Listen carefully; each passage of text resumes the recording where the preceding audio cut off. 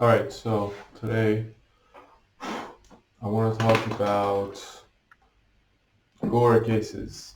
That stands for gastric, obstetrics, endocrine, and reproductive, right? So I have one, two, three, four, five, six, seven cases, and then we're going to talk about them. We're going to delve a little deeper in each one of them, and then I'm going to explain what comes to my mind. And also, like, it's going to have a kind of like a quizzing format. So I'm not going to give answers right away. I'm going to kind of pause a little for you to try to recall the answers because the recall, I think, is the most important part. Right. So the first case, okay. The question tells you there's a 6 months old baby, and then the mom starts giving the baby some other types of food. Um, they start giving him orange juice, for example, some juices, honey, stuff like that. Uh, and then the baby gets a little sick. The baby gets hypotonic. You like it says for tone. You see the baby's hypotonic. Um, what are the causes, right? Or they could ask you if they want to give you a little clue. They could ask you what bacteria caused this, or what bacteria toxin caused this, or they could ask you something about the bacteria's toxin and what it does, right? So I'm pretty sure when I said um, we give the baby some juice, you probably thought the fructokinase deficiency, right? So let's try it out. So fructose, when you wanna digest it, you first add a phosphate to it, right?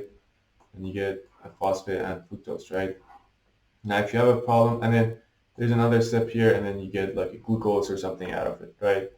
If you have a problem here, then what ends up happening is that you have a lot of fructose, right? And you will be peeing it out, so you'll have fructose in your pee, right? But because fructose on itself isn't that, and there's also another enzyme, I think it's called aldose beta, or sorry, wait, this is called aldose beta. Because hexokinase also um, turns fructose into glucose, basically. Uh, you will slowly metabolize this into glucose, so it won't be a big deal. So the first enzyme here that's uh, isn't a big issue, right? This is a fructose kinase. So fructokinase deficiency is this step, right? The second step is here. This is, I think the enzyme is called aldose or B or something like that, right? Now this, if you're deficient in this, you're a little problematic. You have a bit of a problem because what happens if you eat a lot of fructose? It goes into your hepatocytes. They react with phosphate. So the phosphate, kind of like your hepatocytes get depleted on phosphate, and they need phosphate. Your hepatocytes need phosphate to do things like gluconeogenesis and stuff like that. So your blood sugar goes down a lot, right? Um, let's set a timer. So your blood sugar goes down a lot, and that's when you see symptoms. That question, so this enzyme, if there's a deficiency here, this is the one that presents as like 6 months old. Mom starts giving him juices, specifically juices, and then starts like having hepatic problems. Like starts seeing a little bit of jaundice, hypoglycemia, stuff like that, right? Not hypotonia. This question is hypotonia. Lack here is asymptomatic. Doesn't really show you anything. These people get older. They just have a little bit of uh, they just have a little bit of fructose in their urine, right? The case I'm talking about is actually botulism toxicity, and the key is the honey, right?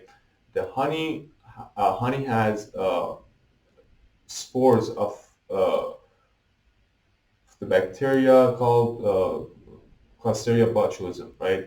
So remember the Clisteria species, C. botulism. Uh, the Clisteria species, there's a few of them. They're gram-positive rods, right? There's only a few gram-positive rods. This is one of them. Another like important one is like Listeria, right? The Whipple disease, that's also a gram-positive rod. But anyways, so this has spores, right? And the spores are in honey. You and I, if we have honey, because we have good immune system, then it's not going to cause us problem. But for the kids, the spores is going to grow in their intestines, and they're going to secrete the enzyme, the botulism toxin. They're going to have hypotonia, right?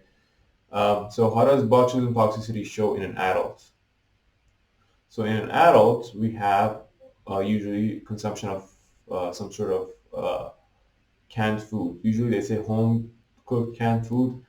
And remember botulism toxin? If this is like a neuron, right? It doesn't let acetylcholine get released from here, so you get paralysis of the muscles, and the paralysis is descending. So it starts from top, goes down. So you get diplopia, you get like um, anyways, diplopia, the problems with the eye is the first thing you notice, right? Okay. So anything else comes to my mind? No. Let's cover another case in this video. I want to talk about, okay, let's say some guy has a history of, high blood pressure, like he's like 60s, has high blood pressure, smokes a lot, classically unhealthy guy. BMI is a little high, dyslipidemia, meaning high LDL and stuff like that, right? Now he has like a, I don't know, like some elective procedure that he wants to do, right? He does the procedure and he loses a little bit of blood. They give him some blood, but then the day after surgery he has bloody diarrhea, right? What do you think is going on? So basically, the first part of the question, the classically unhealthy guy was like the high LDL and stuff like that, diabetes stuff like classically unhealthy. Oh, and let's say he had an MI a couple years ago. These would all be pointing to a lot of atherosclerosis, right? What arteries are at risk for atherosclerosis? The important ones are the popliteal artery, the superior and inferior mesenteric arteries, right? I think it's mostly superior actually, or maybe inferior, but your gut arteries, your coronary artery, and the last one is the internal carotids, right?